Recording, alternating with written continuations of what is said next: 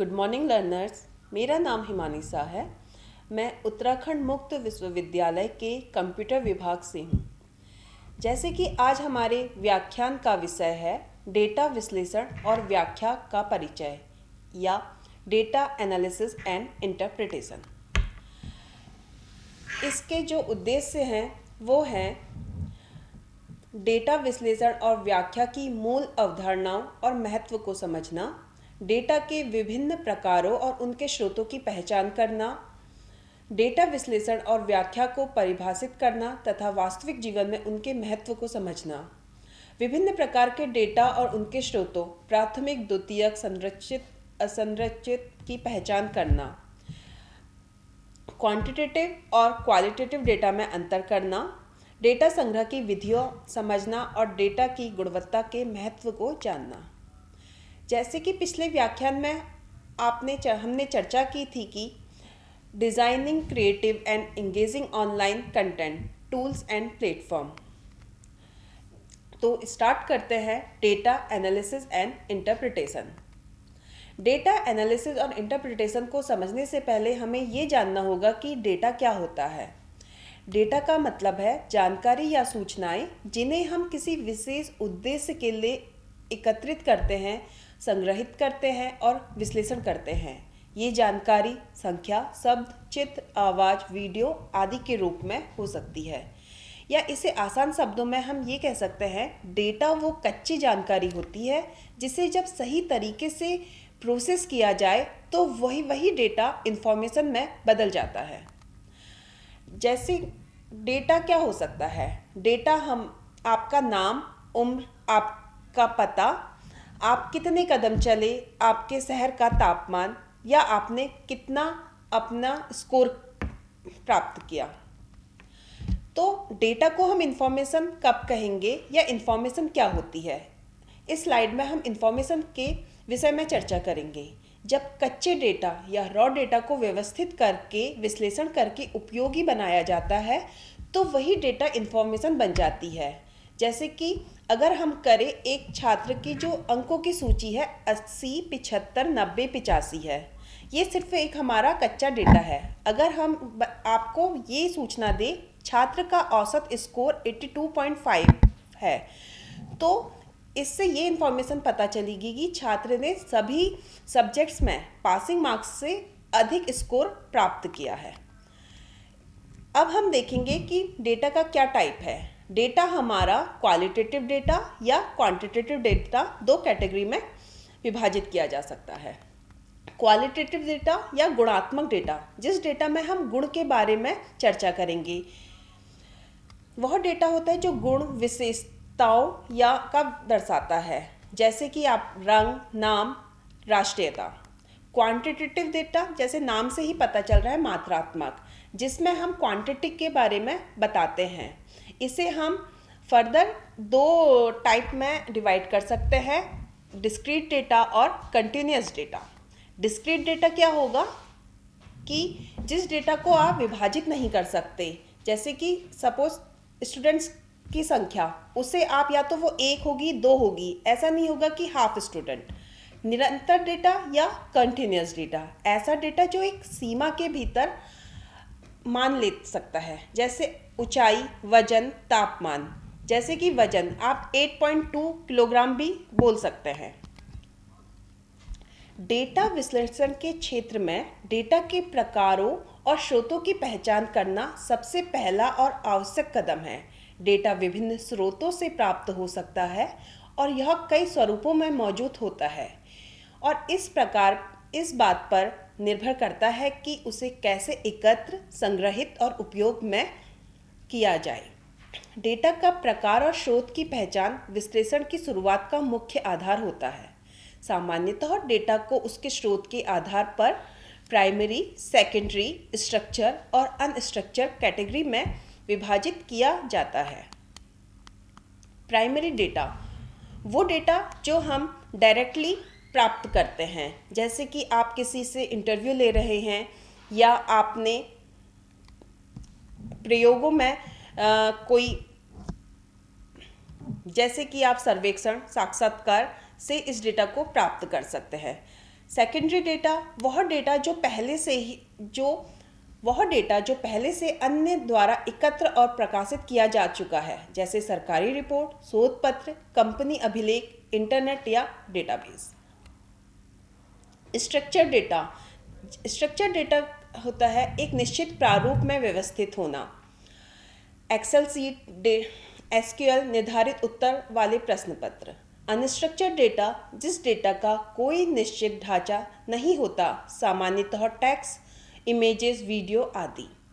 इस स्लाइड में हम अपना टॉपिक पे बताएंगे कि what is data analysis and data interpretation.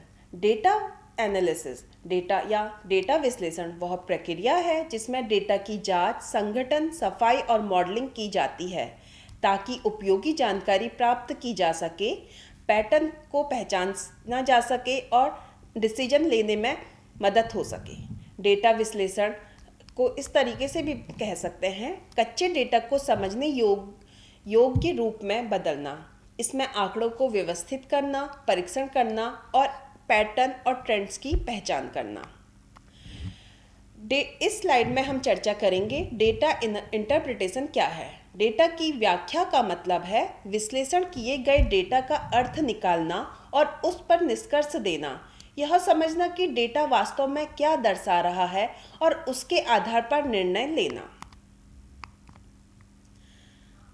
इस स्लाइड में हम चर्चा करेंगे कि डेटा एनालिसिस कितने टाइप का हो सकता है।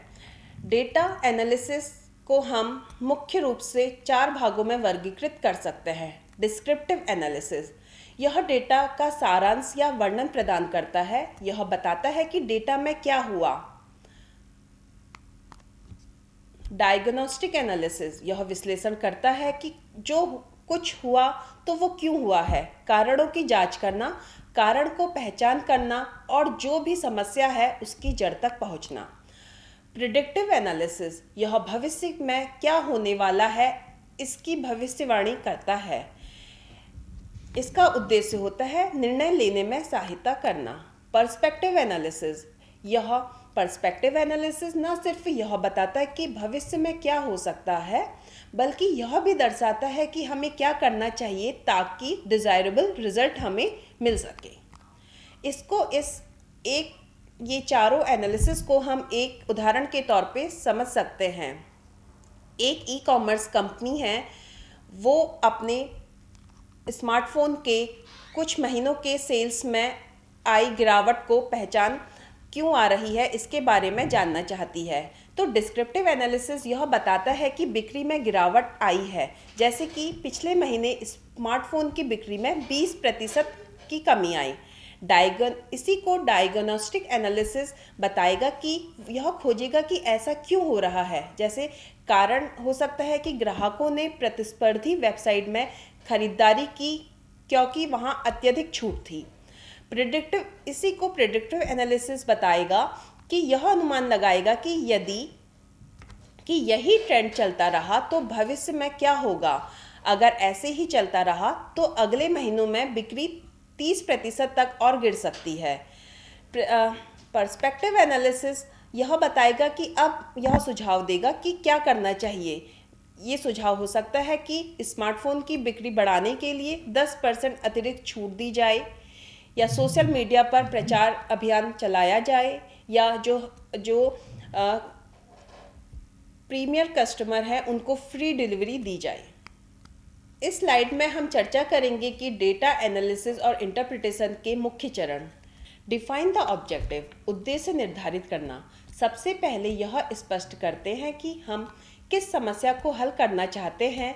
बिना समस्या को समझे सही दिशा में विश्लेषण करना मुश्किल होता है। डेटा कलेक्शन, हाँ, आवश्यक और प्रासंगिक डेटा को एकत्र करके उसको प्राथमिक और द्वितीयक देखेंगे कि हमें अपने उद्देश्य के लिए किस तरीके के डेटा की ज़रूरत है। डेटा क्लीनिंग, अशुद्धियों को हटाना, खाली जगह को भरना और डेटा को एक स्टैंडर्ड के फॉर्म में कन्वर्ट करना। डेटा व्यवस्थित करना, डेटा को तार्किक रूप से व्यवस्थित करते हैं। डेटा एनालिसिस, उपयुक्त तकनीकों, औसत निकालना, ग्राफ बनाना, सांख्यिकी का उपयोग करके डेटा का विश्लेषण करते हैं। डेटा इंटरप्रिटेशन, विश्लेषण से प्राप्त निष्कर्षों को सरल भाषा में समझते हैं और उसका अर्थ निकालते हैं। डिसीजन मेकिंग, ये सबसे आखिरी का चरण है। परिणामों को, जो भी हमारा रिजल्ट आया है, उसे ग्राफ के फॉर्म में रिपोर्ट तैयार करना, जिससे कि डिसीजन लेने में आसानी हो। इन सब डेटा एनालिसिस के सब चरणों को हम एक उदाहरण के तौर पे समझ सकते हैं। एक स्कूल यह जानना चाहता है कि छात्रों की उपस्थिति में गिरावट क्यों आई है, तो वो सबसे पहले तो ये स्कूल का ऑब्जेक्टिव हो गया है या ये उसका उद्देश्य है। तो डेटा कलेक्ट करने के लिए वो पिछले वर्ष की उपस्थित डेटा को एकत्र करेगा। डेटा ऑर्गेनाइज, वो उस डेटा को मंथली वाइज अरेंज करेगा। डेटा क्लीनिंग, जो भी हमें डेटा प्राप्त हुआ है उसमें से छुट्टी या परीक्षा के दिनों को हटाकर डेटा को क्लीन करेगा। डेटा एनालिसिस, ये वे पैटर्न देखने के लिए विश्लेषण करता है, जैसे कि सर्दी के महीने में गिरावट आई, और अब डेटा को इंटरप्रेट करेगा कि यह निष्कर्ष निकालेगा कि मौसम और बीमारियों के कारण उपस्थिति में गिरावट आई। डेटा एनालिसिस एंड इंटरप्रिटेशन दैनिक जीवन में सही निर्णय लेने, समय बचाने, बेहतर परिणाम पाने में मदद करता है। हम अक्सर बिना जाने ही डेटा एनालिसिस का उपयोग करते हैं। दैनिक जीवन में महत्व, तथ्यों के डिसीजन मेकिंग में हेल्प करना, तथ्यों के आधार पर विकल्प चुनने में मदद करना, जैसे कि किसी वस्तु को खरीदने से पहले ऑनलाइन तुलना करना। स्वास्थ्य के क्षेत्र में मरीजों के डेटा की व्याख्या करके बीमारी की पहचान और उपचार तय करना, लक्षणों के पैटर्न से बीमारी का पता लगाना। गवर्नमेंट पॉलिसी बनाने में जनगणना या सर्वेक्षण डेटा की व्याख्या करके योजनाओं और बजट निर्माण करना, या जैसे कि पिछड़े क्षेत्रों में कल्याणकारी योजनाएं लागू करना। फाइनेंस के क्षेत्र में आर्थिक डेटा की व्याख्या करके लाभ, हानि और बाजार की प्रवृत्तियों की भविष्यवाणी करना। उदाहरण जैसे कि स्टॉक मार्केट की दिशा का अनुमान लगाना। इसके अतिरिक्त डेटा एनालिसिस हमें शिक्षा के क्षेत्र में, खरीदारी में, व्यवसाय में, पर्यावरण के क्षेत्र में, विभिन्न क्षेत्रों में हमें डेटा एनालिसिस मदद करता है। तो इस लेक्चर में हमने देखा कि हमने डेटा विश्लेषण की व्याख्या की मूल अवधारणा को, महत्व को समझा, डेटा के विभिन्न प्रकारों और उनके स्रोतों की पहचान करी, डेटा विश्लेषण और व्याख्या की परिभाषित सीखी, डेटा संग्रह की विधियाँ समझी। अगले व्याख्यान में हम विभिन्न डेटा विश्लेषण के उपकरणों की उदाहरण के साथ चर्चा करेंगे। धन्यवाद।